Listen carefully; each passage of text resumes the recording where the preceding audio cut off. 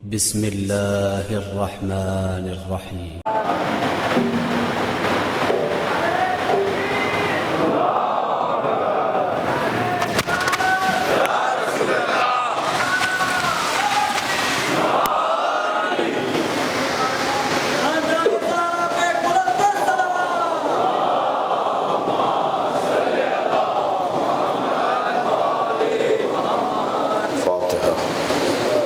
بسم الله الرحمن الرحيم. الحمد لله رب العالمين الرحمن الرحيم مالك يوم الدين إياك نعبد وإياك نستعين اهدنا الصراط المستقيم صراط الذين أنعمت عليهم غير المغضوب عليهم ولا الضالين صل على محمد وعلى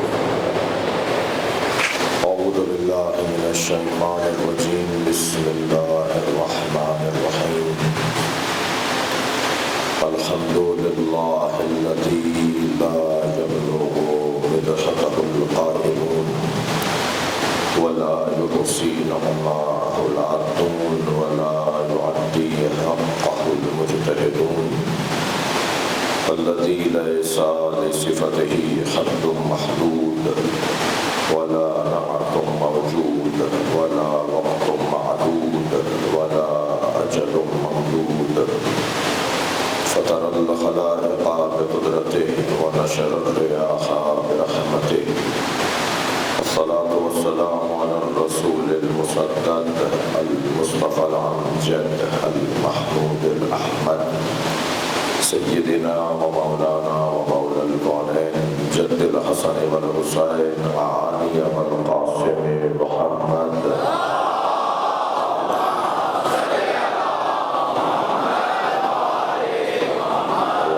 الطيبين الطاهرين المعصومين الذين قال الله إنما يريد الله ليذهب عنكم الرجس أهل البيت ويطهركم تطهيرا.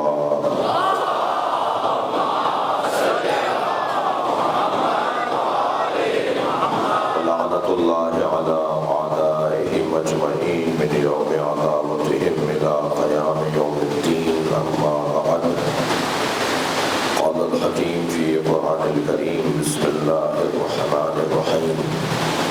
فمن حاجك فيه من بعد ما جاءك من العلم فقل تعالوا ندعو أبناءنا وأبناءكم ونساءنا ونساءكم وأنفسنا وأنفسكم ثم نبتهل فنجعل لعنة الله على الكاذبين. صلوات.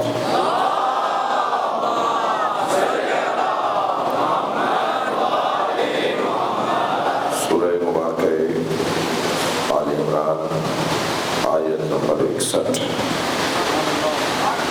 اللہ اہل بیت کی عظمت کو بیان کر رہا ہے، اور اہل بیت میں ہر فرد جلوہ گاہ مصطفی ہے. اللہ نے سرکار کو بظاہر اس ظاہری دنیا سے اس عالم آخرت کی طرف منتقل کیا، مگر نبی گئے نہیں. امام حسن کی صورت میں، امام حسین کی صورت میں، مولا علی کی صورت میں، اور خواتین خود کو تنہا محسوس نہ کریں سیدہ کی صورت میں، اللہ نے نبی کے وجود کو امت کے درمیان باقی رکھا ہے. یہ جلوہ گاہ مصطفیٰ ہیں، نبی مکرم کی صفات کے عکاس ہیں، نبی کی اداؤں کے مبلغ ہیں، نبی کے ملکات نفسانیہ کے ناشر ہیں. سرکار کے کمالات کا اظہار ان سے ہوتا ہے.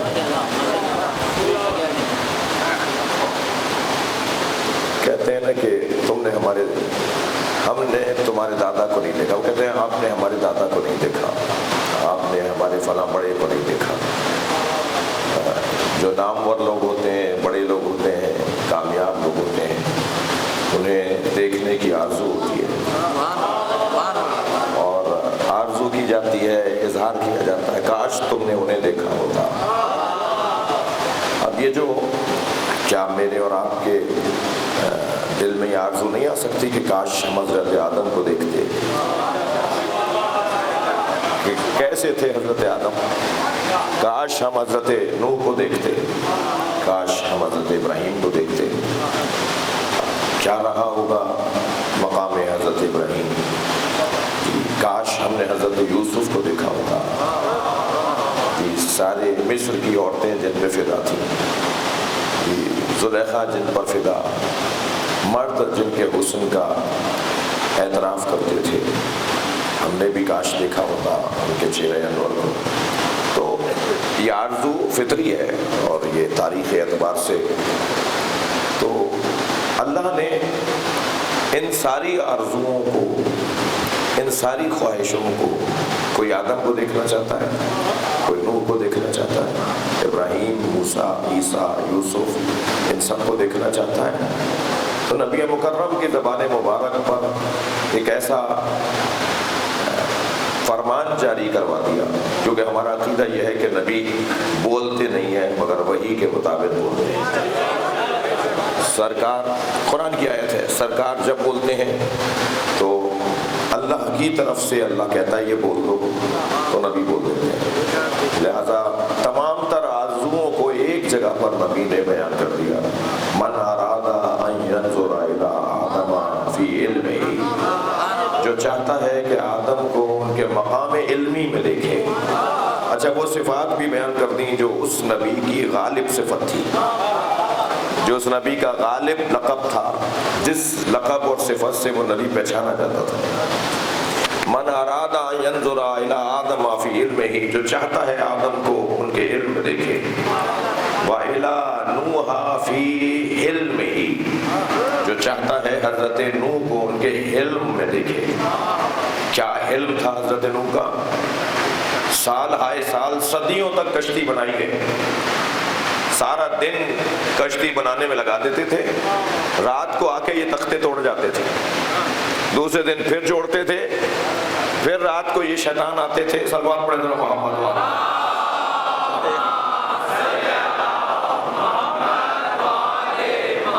اور حضرت نوح کی بنی ہوئی کشتی کے تختے توڑ کے چلے جاتے تھے، اور پھر حضرت نوح میں تو حلم، کبھی بھی ناراض نہیں ہوئے، بد دعا نہیں کی، برداشت، تحمل مزاجی۔ من ارادہ الی نوح فی حلمہ، جو چاہتا ہے کہ نوح کو ان کے حلم میں برداشت، تحمل مزاجی، سکون، اطمینان، اعصاب کی مضبوطی، اپنے اوپر کنٹرول،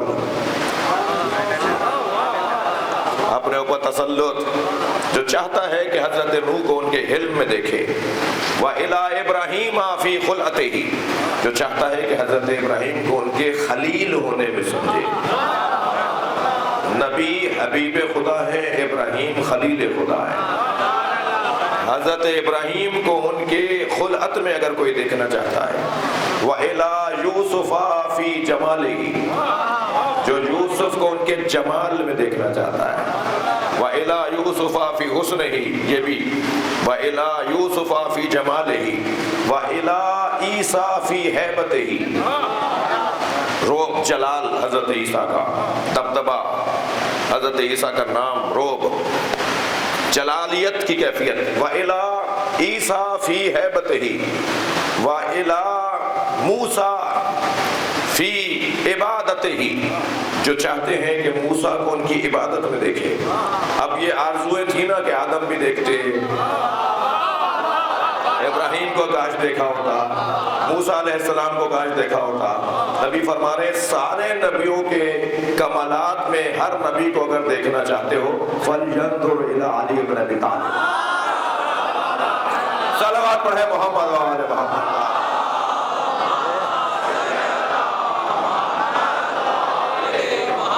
وہ ایک علی کو دیکھ لے، سارے نبیوں کے دیدار کا مزہ آئے گا۔ صلوات پڑھے محمد وآل محمد۔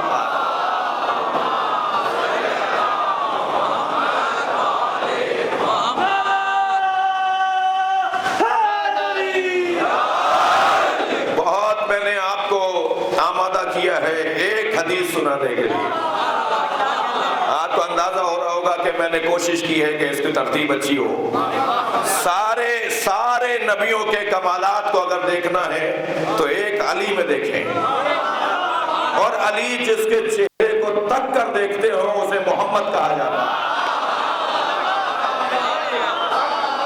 علی مولا جس کے چہرے کو تکتے ہو, غور سے دیکھتے ہو اور نگاہ بھر کر دیکھتے ہو. اچھا, یہ حوصلہ علی ہی کا تھا کہ مولا نبی کو وہ دیکھ سکتے تھے. سارے نبیوں کو ایک جگہ دیکھنا ہو دقت, سارے نبیوں کو ایک جگہ دیکھنا ہو تو علی کو دیکھو, اور علی جس کے چہرے کو دیکھ رہے ہیں اسے محمد کہتے ہیں. اب حدیث سنیں, من ارادہ ان ينظر الى رسول اللہ فلینظر الى حسن ابن علی. جو نبی کو دیکھنا چاہتا ہے وہ حسن کو دیکھے. صلوات پڑھیں محمد و آل محمد.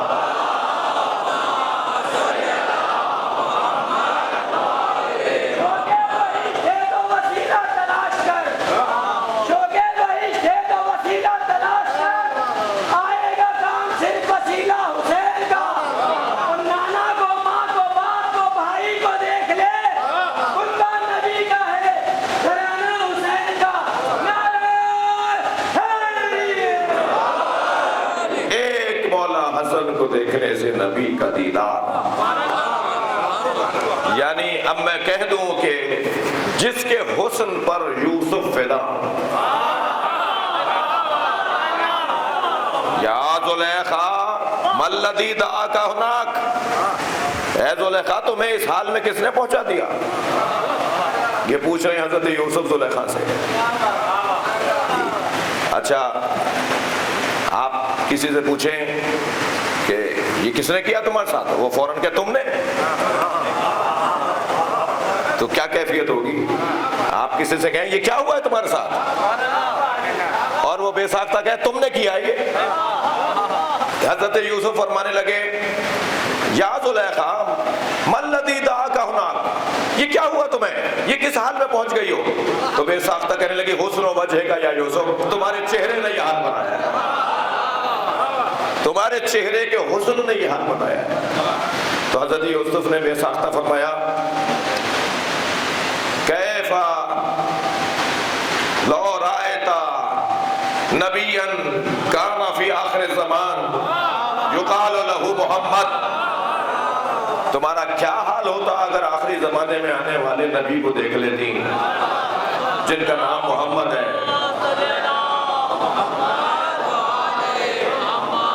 کہنے لگے تمہارا کیا حال ہوتا اگر آخری زمانے میں آنے والے نبی کو دیکھ لیتی.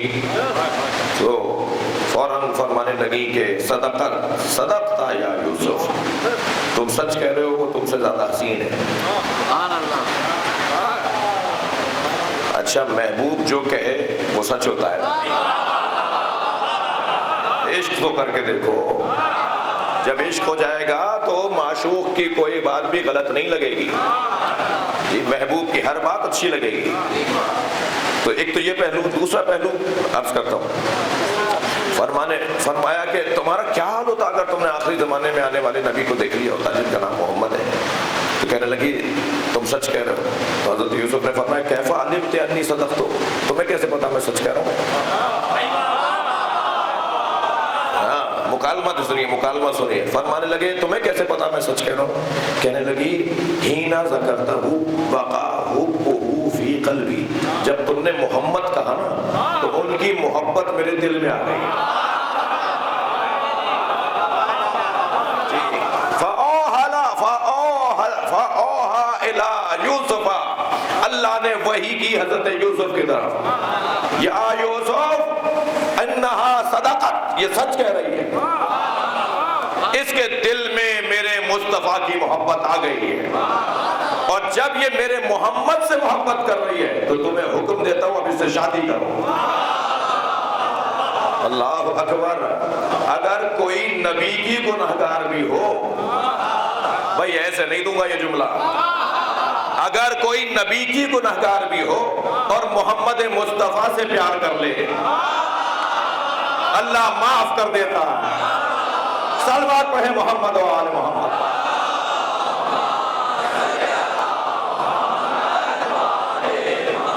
تمام تر جمالیات، کمالیات، حسن کا مجموعہ نبی کی ذات۔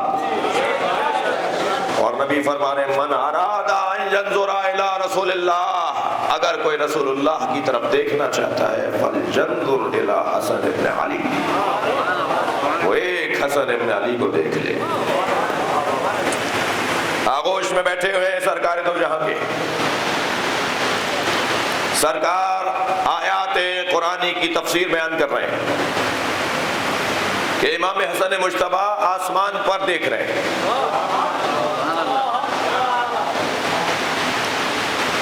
کچھ دیر گزری اور دیر گزری تو ایک صحابی محترم نے آواز دی، بیٹا نانا کی بات غور سے سنو۔ جو ان کو اپنے جیسا سمجھے اور یہ ذہن میں رہے کہ کبھی کوئی اگر مولا کائنات کے بارے میں آ کر نبی سے کچھ کہتا تھا منفی بات تو رحمت للعالمین کو غصہ آتا تھا۔ جس کا غصہ اس کے رحمت ہونے سے، رحمت للعالمین ہونے سے متصادم ہے، مگر سرکار کو غصہ آ جاتا تھا، سرکار کو غصہ آ جاتا تھا۔ یہاں امام حسن کے لیے جب کہا نا کسی نے کہ بیٹا اپنے نانا کی بات غور سے سنو، تو اب جملہ سنیں، نبی تفسیر قرآن بیان کر رہے ہیں، آمادہ ہے سناؤں بات؟ نبی تفسیر قرآن بیان کر رہے ہیں، امام حسن آسمان کی طرف دیکھ رہے ہیں۔ کچھ دیر گزرنے کے بعد صحابی نے کہا اپنے نانا کی بات غور سے سنو، تو نبی مکرم کا جملہ سنیں، فرمایا ان الحسن کانا یطالع لوح المحفوظ، میرا حسن لوح محفوظ پڑھ رہا تھا۔ اللہ اکبر۔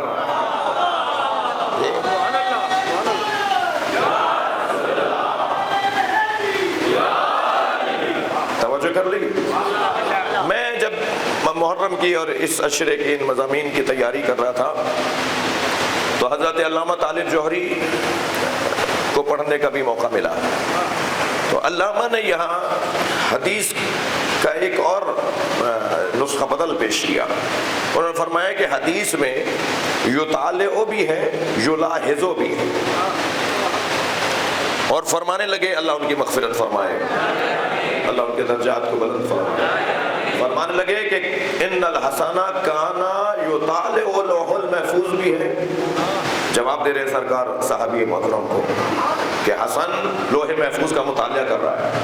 فرماتے ہیں حدیث میں یہ بھی ہے کہ ان الحسن یلاحظ لوح المحفوظ، حسن لوح محفوظ کا ملاحظہ کر رہے ہیں۔ اہل دقت بیٹھے ہیں، تعلیم سے اور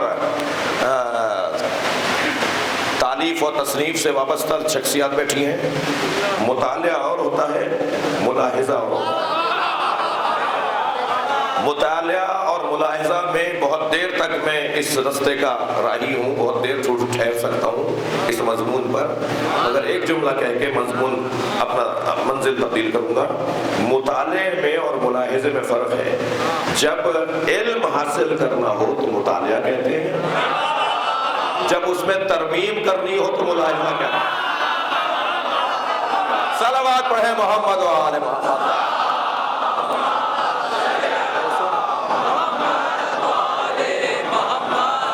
تقدیر بدلنے والے کو حسن کہا جاتا ہے۔ یہ مجمع جو یہاں پر دیوانہ وار بیٹھا ہے، جی جنہیں اندر جگہ نہیں ملی وہ باہر کھڑے سن رہے ہیں، جی بہت اچھا انتظام ہے فروغ ایمان ٹرسٹ کا، مگر پھر بھی بہت سے لوگ فٹ پاتھ پہ بیٹھے ہیں، بہت سارے لوگ جی خالی زمین پہ بیٹھے ہیں، بہت سے اپنی سواریوں میں بیٹھ کر مجلس کو سن رہے ہیں۔ یہ سب یہاں آئے ہیں اپنی تقدیر بہتر کرنے، جنہیں اپنی تقدیر بہتر کرنی ہے امام حسن پہ بلند تر صلوات پڑھیں۔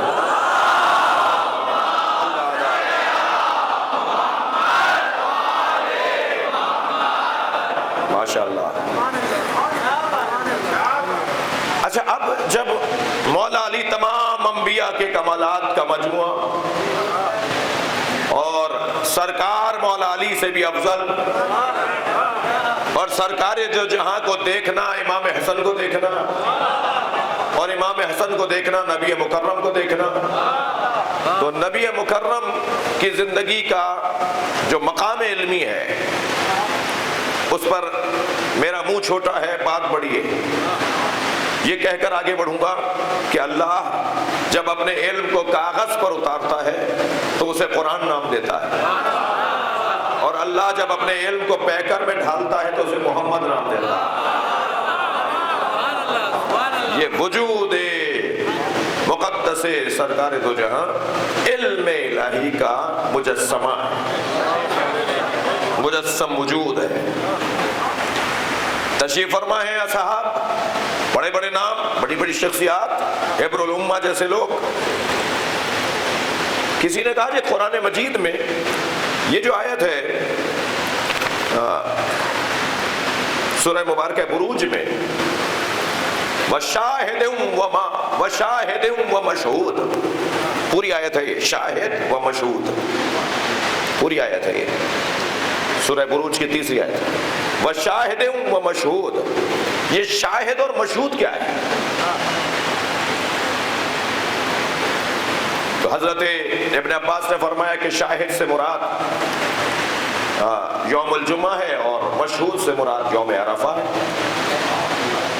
جی ایک اور صحابی محترم سے پوچھا، انہوں نے فرمایا، حضرت ابن عمر نے فرمایا کہ شاہد سے مراد یوم الجمعہ ہے اور مشہود سے مراد یوم النحر ہے، جی 9 ذی الحجہ۔ جب سب نے کہہ دیا تو اب سب کہتے کہتے بھی یہ سوچ رہے ہیں کہ آخری بات تو حسن کریں گے۔ اب جب سب نے اپنی تفسیر کی رائے دے دی تو اب سب کی نگاہیں امام حسن کی طرف ہیں۔ تو اب امام حسن سے پوچھا کہ یا ابن رسول اللہ، اے فرزند رسول، آپ فرمائیں کہ شاہد سے مراد کون ہے اور مشہود سے مراد کون ہے؟ تو نبی میرے مولا نے فرمایا، مولا حسن نے فرمایا، شاہد سے مراد میرے نانا رسول ہے اور مشہود سے مراد قیامت ہے۔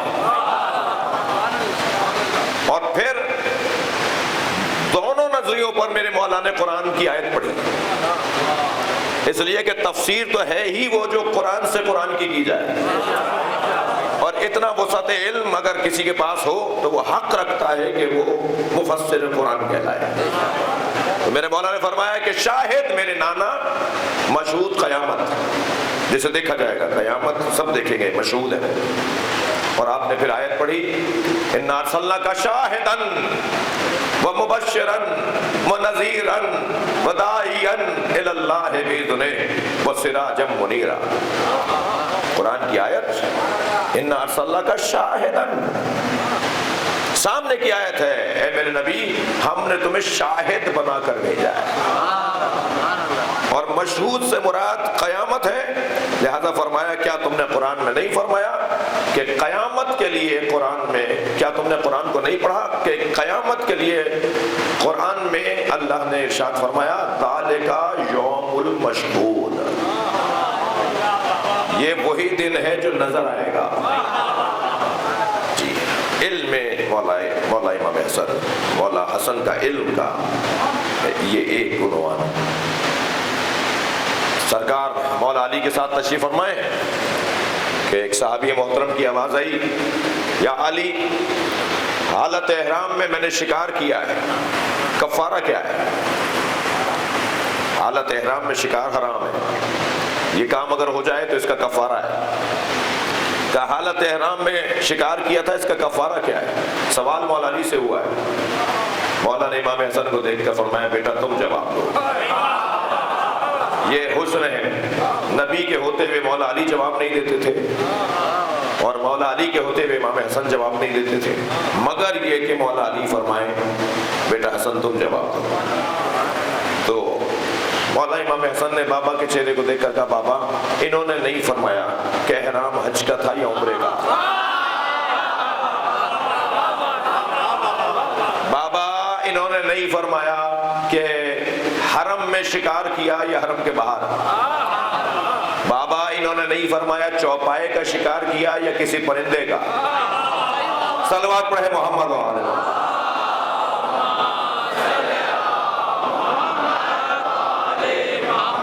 8 تصویریں بنا دی مولا حسن نے مسئلے کی کہ یہ مسئلہ تو طے کریں کہ یہ مسئلہ اس کا حکم لیتا ہے, اس کا حکم لیتا ہے, اس کے. صلوات پڑھے محمد و آل محمد.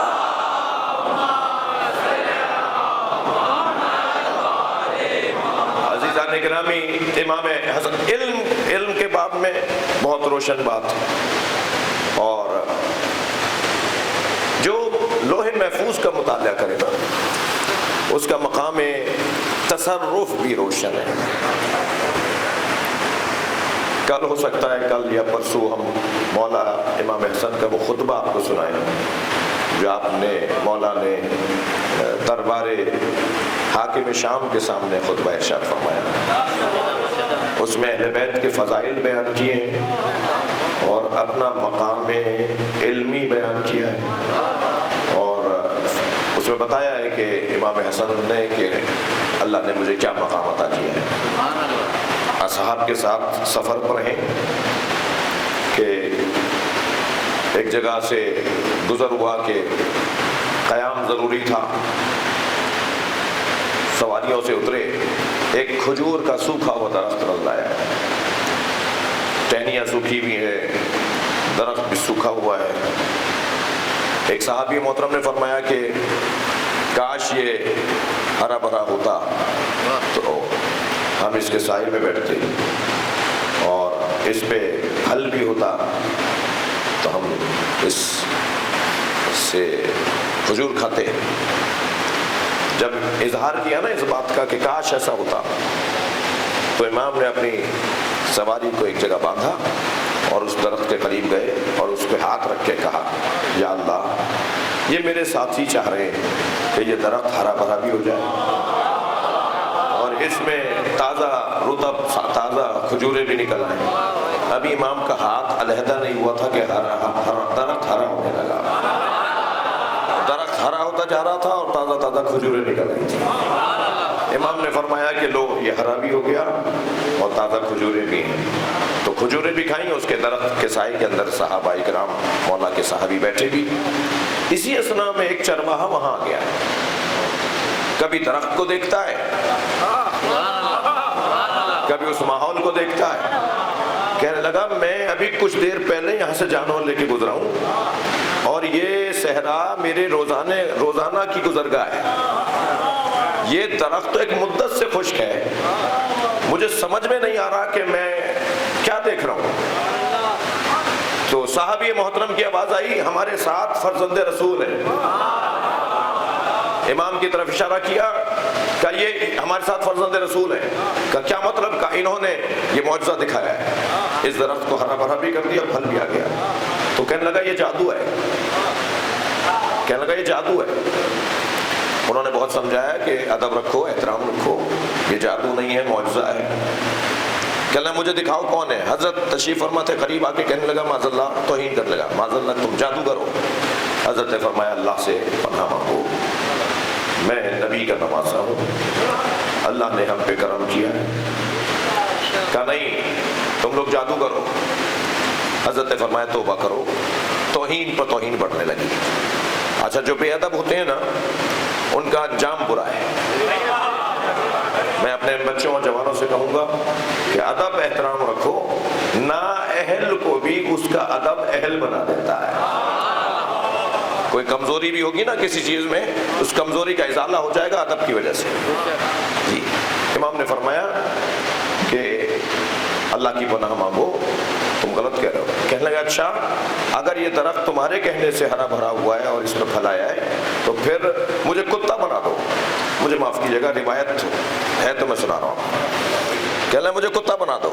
امام نے فرمایا اللہ کی پناہ مانگو. کہا نہیں دکھاؤ جو میں کہہ رہا ہوں, کیونکہ معجزہ اور جادو میں فرق ہے. چیلنج کرنے لگا, پھر مجھے یہ جانور بنا دو. امام نے اس کی طرف دیکھا اور امام نے فرمایا تو اسی صحرا کا کتا ہے. میں روایت جب پڑھ رہا تھا تو میرے خود اپنے رونگٹے کھڑے ہو رہے تھے. ایک مرتبہ وہ انسان کتا بنتا چلا گیا، صحرا میں دائیں بائیں دوڑنے لگا اور آخر دوڑ کر چلا گیا۔ وقت گزر گیا، توجہ، وقت گزر گیا، دروازہ ان کا بند نہیں ہوتا، اہل بیت کا دروازہ بند نہیں ہوتا۔ وقت گزر گیا، ایک مدت گزر گئی، اصحاب میں سے کچھ، ان اصحاب میں سے کچھ کہتے ہیں کہ ہم نے دیکھا کہ امام حسن مدینے میں گزر رہے ہیں تو ایک کتا ان کے آگے لوٹ رہا ہے اور آوازیں نکال رہا ہے۔ تو پوچھا انہوں نے کہ مولا یہ کیا ماجرا؟ حضرت فرمائے تمہیں یاد ہے چرواہا؟ یہ وہی چرواہا ہے اور آج میرے پاس آیا ہے کہ مجھے معاف کر دے، میں نبی کا نواسا ہوں۔ میرے مولا نے دونوں ہاتھ بلند کر کے کہا یا اللہ یہ توبہ کر رہا ہے، تیرا حسن تجھے قسم دیتا ہے تیرے نبی کی، اسے معاف کر دے۔ وہ دوبارہ سے انسان ہو گیا اور جب تک زندہ رہا امام حسن کا دروازہ چھوڑ کر نہیں گیا۔ مقامات ملکوتیہ، تصرفیہ۔ کل یا پرسوں آپ سے ایک اور، امام حسن یعنی جب انتہا درجے کی توہین ہوتی تھی تو خود کوئی چاہتا تھا کہ میرے ساتھ ایسا ہو جائے، تو پھر یہ گھرانہ وہ ہے کہ حتیٰ ان کی خواہش بھی پورا کر لیتے تھے۔ صلوات پڑھیں ذرا محمد و آلہ۔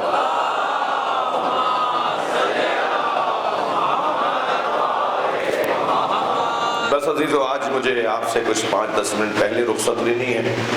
آپ کو بتایا بھی گیا تھا اور الحمدللہ آپ نے اس پہ عمل بھی کیا۔ یہ دو طرح کے معجزے دکھاتے ہیں، ایک ایسا معجزہ جو ابھی آپ نے سنا اور ایک وہ معجزہ جو حضرت علی اصغر نے دکھایا ہے۔ 6 مہینہ کا بچہ ہو اور حسین کی قربانی کو کمال بخش دے۔ جب کوئی تحریر لکھی جاتی ہے تو مہر آخر میں لگائی جاتی ہے تاکہ وہ تحریر معتبر ہو جائے۔ امام حسین نے تحریر ہدایت لکھی ہے، اس کی ایک سطر کو عباس کہتے ہیں، اس کی ایک سطر کو قاسم اور محمد، علی اکبر، عابس، شوذر، زہیر بن، حبیب بن بظاہر، سعید بن عبداللہ، یہ ساری سطریں ہیں تحریر ہدایت کی۔ اور جب ساری تحریر مکمل ہو گئی تو اب آخر میں مہر لگانی ہے تاکہ یہ معتبر ہو جائے، اور مہر بہت چھوٹی ہوتی ہے۔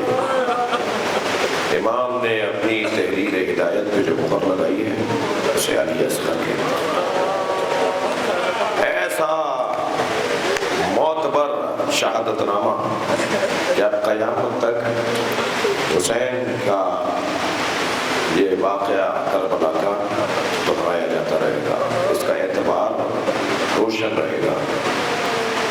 مجلس میں خواتین بھی ہیں، چھوٹے چھوٹے بچوں کو مردوں میں بھی آپ لائے ہوئے ہیں، اور خواتین بھی ہیں جن کے پاس چھوٹے بچے ہیں۔ خاص طور پہ حضرت علی اصغر کی شہادت کے بیان کی مجلس میں دودھ پیتے بچوں کو ضرور لایا کریں۔ جن کے ہاں اولاد نہیں ہے اللہ انہیں اولاد عطا فرمائے، جن کو اللہ نے اولاد دی ہے انہیں صحت، سلامتی، زندگیوں میں برکت عطا فرمائے۔ مجلس میں خواتین ہیں، میں ان سے صرف اتنا کہوں گا، تمہارا بچہ جب بھوکا ہوتا ہے تو تمہیں کسی کام میں دل لگتا ہے؟ کسی بھی کام میں تمہارا دل لگتا ہے جب تمہارا بچہ بھوکا ہو؟ 1-2 وقت کا بھوکا نہیں تھا حسین کا علی اصغر، کتنے پہروں کا بھوکا تھا، اس کا اندازہ جناب رباب ہی کو ہے۔ عزیزانو، جب جناب علی اصغر کی بات کریں نا تو بی بی رباب کو سلام ضرور کیا کریں، بڑے حوصلے والی ماں ہیں۔ امام حسین فرماتے ہیں مجھے وہ گھر اچھے لگتے ہیں جن گھروں میں رباب اور سکینہ نامی عورتیں ہوتی ہیں۔ سلام ہو، درود ہو جناب رباب پر۔ دو ہی کمائیاں تو تھیں جناب رباب کے پاس، ایک علی اصغر، ایک سکینہ۔ ایک کو زندان شام میں چھوڑ آئی۔ جب قافلہ تیار ہوا شام سے رہائی کے موقع پر، امام سجاد نے پوچھا کہ اماں کیا ساری بیویاں بیٹھ گئی ہیں؟ فرمایا بھابھی رباب نظر نہیں آ رہی۔ تو امام نے فرمایا مجھے پتا ہے میری ماں کہاں ہے، میرے ساتھ آئیے۔ اب آگے آگے امام سجاد، پیچھے پیچھے جناب زینب، بیویاں۔ امام سجاد نے زندان شام میں قدم رکھا۔ جب وہاں سب پہنچے نا تو کیا دیکھا؟ جیسے کوئی ماں اپنے بچے کو گلے لگائے ہو۔ جناب رباب نے قبر سکینہ کو گلے سے سینے سے لگایا ہوا ہے اور آہستہ آہستہ کہہ رہی ہوں اٹھو، ہم مدینے واپس جا رہے ہیں۔ علامہ ذیشان حیدر جمادی فرماتے ہیں کہ جلتے ہوئے خیمے سے امام سجاد کو لانا کتنا مشکل تھا۔ آگ بھڑک رہی تھی اور جناب زینب خیمے میں گئی اور اپنے بچے کو پشت پر اٹھا کے لائی ہے۔ امام سجاد کو پشت پر اٹھا کے لائی ہے، 24 سال عمر تھی، پشت پر اپنے بھتیجے کو اٹھا کے لائی ہے۔ جلتے ہوئے خیمے سے امام سجاد کو لانا کتنا مشکل تھا۔ ذیشان حیدر جمادی فرماتے ہیں اس سے زیادہ مشکل تھا قبر سکینہ سے بی بی رباب کو اٹھانا۔ بی بی کو لے کر آتے تھے، بی بی پھر چلی جاتے تھے۔ اجر و کمال اللہ، اجر و کمال اللہ۔ آپ کی آوازیں بلند ہیں۔ اندر اور باہر بیٹھے ہوئے سارے عزاداروں سے کہوں گا آج 6 محرم کی مجلس ہے، آج حضرت علی اصغر کا مصائب، کوئی آنکھ بغیر روئے نہ جائے۔ جنہیں رونا نہیں آ رہا اللہ سے آنسو مانگے۔ خاص حاجت روائی کی مجلس ہے۔ بی بی کو کیسے لے کر آئے ہیں قبر سکینہ سے؟ محملوں پر بٹھا دیا، قافلہ چلنے لگا۔ شام کے دیہات کی عورتوں نے آواز دی الوداع اللہ۔ جناب زینب نے محمل کا پردہ لایا اور شام کی عورتوں سے کہا مجھ پر ایک احسان کرو گی؟ یہ جملہ جناب رباب کی تسلی کے لیے کہا۔ فرمایا مجھ پر ایک احسان کرو گی؟ شام کی عورتوں نے کہا بی بی حکم کرے گی۔ تو جناب زینب نے اشارہ کیا ہماری سکینہ کو اکیلا نہ چھوڑا۔ اللہ آپ کو جناب سکینہ کی زیارت کا شرف عطا فرمائے۔ جب آپ شام جائیں نا تو جالی سے قبر کو ضرور دیکھیے گا۔ آج بھی شام کے دیہات کے عورتیں کھلونے لا کے ڈالتی ہیں، کھلونے لا کے ڈالتی ہیں۔ تمہاری پھوپھی سے وعدہ کیا تھا، تمہاری ماں رباب سے وعدہ کیا تھا، ایک کمائی جناب سکینہ، مجھے جلدی نہیں ہے، مصائب میں تسلی سے پڑھوں گا۔ دوسری کمائی جناب رباب کی علی اصغر، اجلا سا کرتا پہنایا، بال جھنڈولوں میں کنگھی کی، آنکھوں میں سرما لگایا، حسین کی گود میں لیتے ہوئے پیشانی کا بوسہ دیا۔ فرمایا جنت میں اگر دادی نے پوچھا تمہاری ماں نے وضو نہیں دھلایا تو کہہ دینا میری ماں کے پاس پلانے کو پانی نہ تھا۔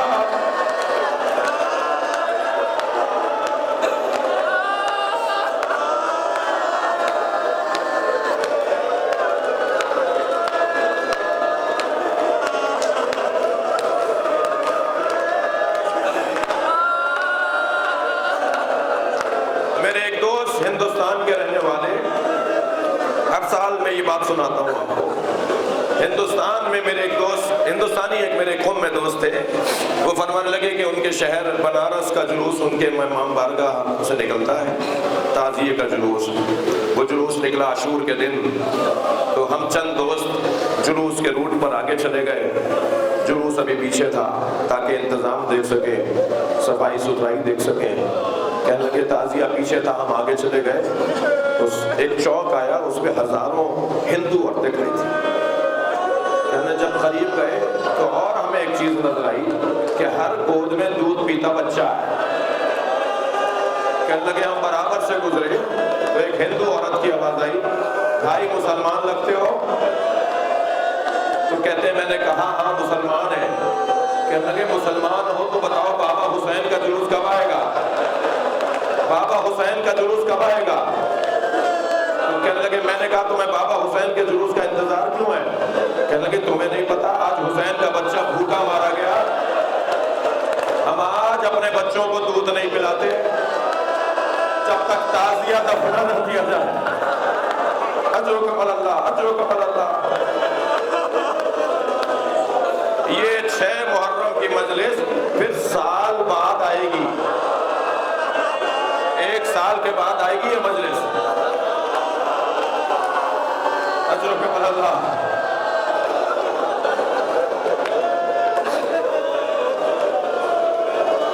مجھ سے ایک جوان کہنے لگا مولانا میری دادی کہہ رہی ہیں کہ محرم میں مچھلی نہیں کھاتے، تو میں نے دادی سے کہا کہ میں تو مولانا سے مسئلہ پوچھوں گا کیا شریعت میں محرم میں یا کسی مہینے میں فلاں چیز حرام اور فلاں چیز حلال ہے، تو میں مولانا سے پوچھوں گا کہ محرم میں مچھلی کھا سکتے ہیں یا نہیں۔ تو میری آنکھوں میں آنسو آ گئے، میں نے کہا میں اتنا بڑا عالم نہیں ہوں، مجھے اس مسئلے کا جواب نہیں آتا، تم اپنی دادی کی بات مان لو۔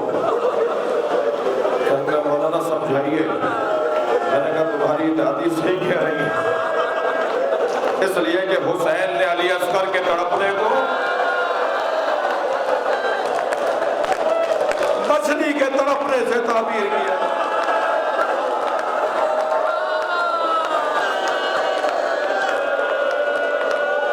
اما ترون کیف یتلظی، دیکھ نہیں رہے میرا بچہ مچھلی کی طرح منہ بند کرتا ہے۔ امام حسین فرما رہے ہیں دشمن کے لشکر سے، دیکھ نہیں رہے میرا بچہ مچھلی کی طرح منہ بند کرتا ہے اور پھر منہ کھولتا ہے۔ مچھلی جب پانی سے باہر آتی ہے تو تڑپتی ہے، جب تڑپنے کا دم نہیں رہتا تو منہ اٹھاتی ہے اور دم اٹھاتی ہے، جب منہ اٹھانے اور دم اٹھانے کا دم بھی نہیں رہتا تو منہ کھولتی ہے اور بند کرتی ہے۔ یہ وہ وقت ہوتا ہے کہ کچھ ہی دیر میں یہ مر جائیں گے، یہ آخری لمحہ ہوتا ہے مچھلی کے مرنے سے پہلے کا مرحلہ۔ امام فرما رہے کچھ دیر کا مہمان ہے، اسے چند قطرے پانی کے پلا دو۔ میں نے ایک بزرگ عارف اللہ کے عارف عالم دین سے جملہ سنا، جب امام حسین پانی مانگ رہے تھے نا تو درے خیمہ پہ کھڑی ماں کہہ رہی تھی میرے مولا میرا بچہ مر جائے، آپ دشمن سے سوال نہ کریں۔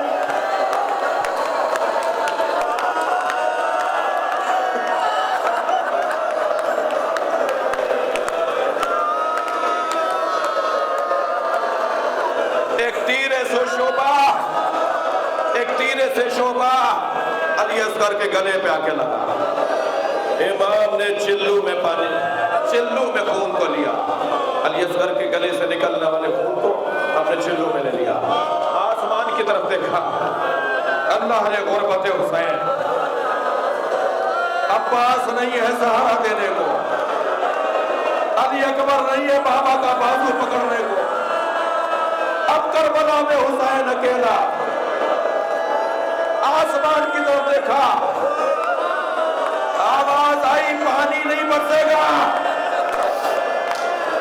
زمین کی طرف دیکھا، آواز آئی فصلیں نہیں اگیں گی، حسین نے اپنے چہرے پر بچے کا خون ملا، فرمایا اسی چہرے کے ساتھ محشر میں نانا کو چہرہ دکھاؤں گا۔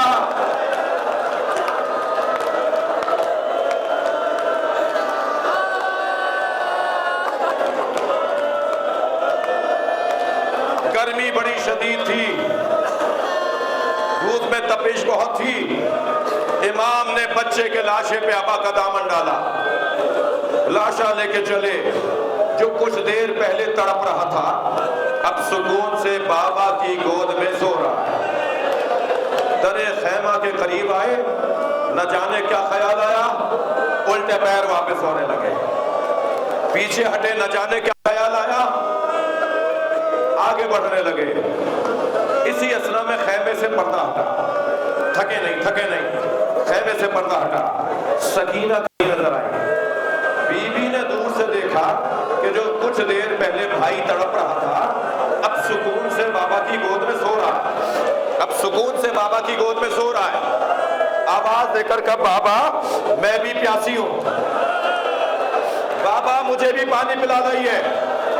حسین کیا بتائیں کیسا پانی پلایا؟ بچی کی آواز بلند ہوئی تو خیمے میں ماں نے سنی، ماں والے بچوں والے لوگ بیٹھے ہیں کہ جناب رباب دوڑتی ہوئی باہر آئی، حسین کی طرف بڑھ رہی ہے، میرا بچہ مجھے دے دو۔ حسین پیچھے ہٹ رہے ہیں، رباب آگے بڑھ رہی ہے۔ ذرا تصور کریں، آواز دی حسین نے، رباب میں کون ہوں؟ رباب بتاؤ میں کون ہوں؟ امام حسین اپنی زوجہ سے پوچھ رہے ہیں، رباب بتاؤ میں کون ہوں؟ فرمایا آپ میرے امام ہیں، آپ حجت خدا ہیں۔ حسین نے دامن ہٹا دیا، خون میں لٹپٹ بچہ،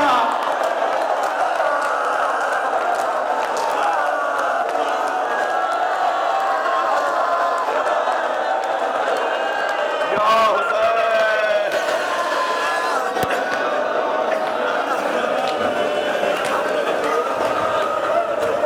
حسین